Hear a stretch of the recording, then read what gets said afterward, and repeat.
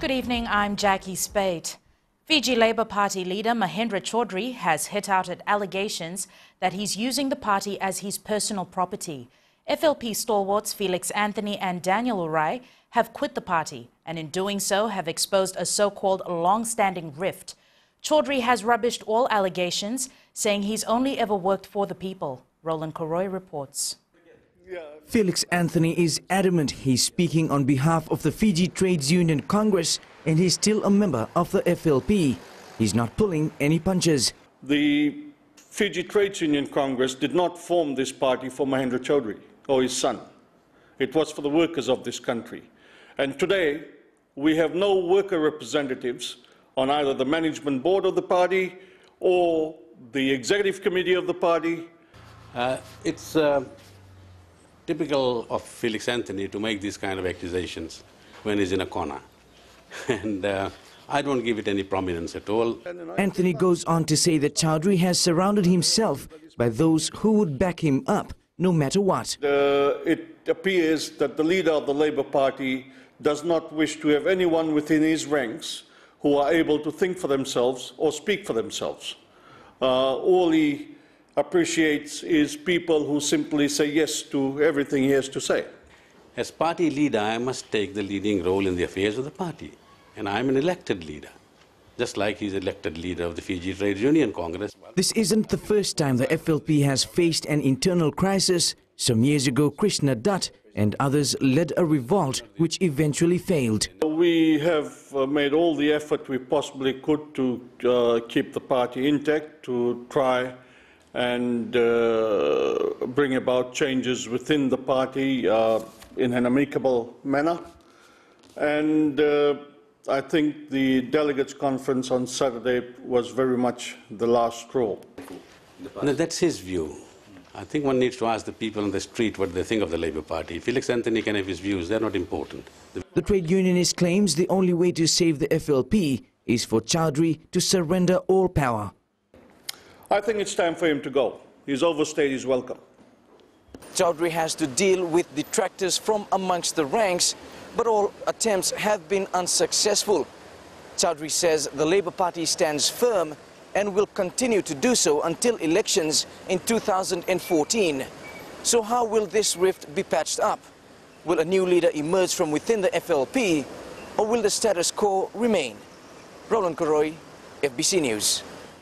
And the political punches are still flying. Mahendra Chaudhry has defended himself, saying Felix Anthony's outbursts are a case of sour grapes. Roland Koroy again. Mahendra Chaudhry claims Felix Anthony is acting out because he didn't make it as an office bearer for the FLP.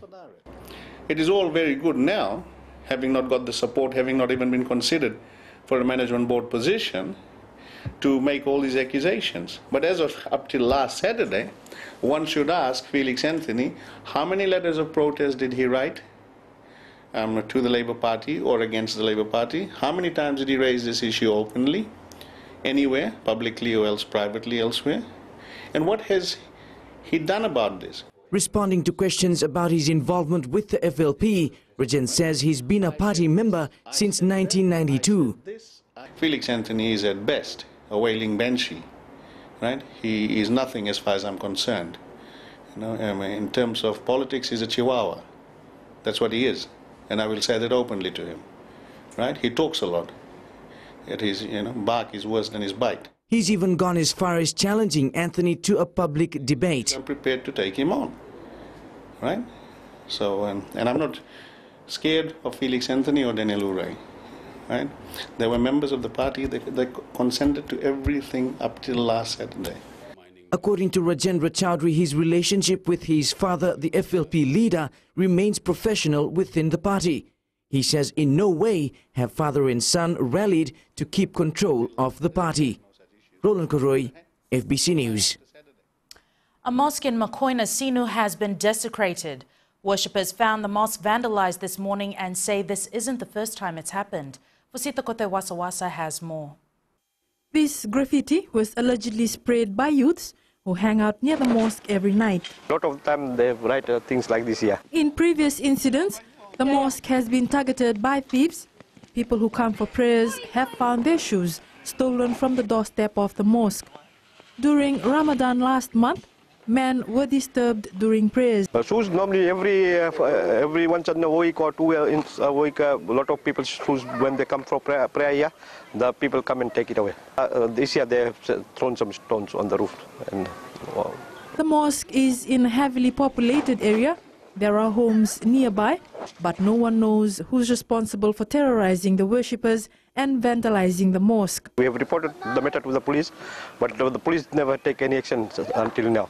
Director Police Operations, SSP Rusete Tundravu, says officers investigating the matter have been directed to revisit the mosque. Patrols in the area are likely to be stepped up. Posito Kotuwaswasa, FBC News. The new leadership of the Methodist Church will work on rebuilding its relationship with the government.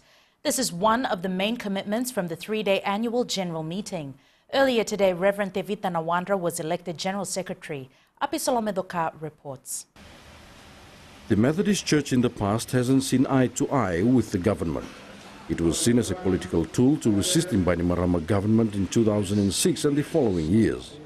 Now that perception is going to be removed.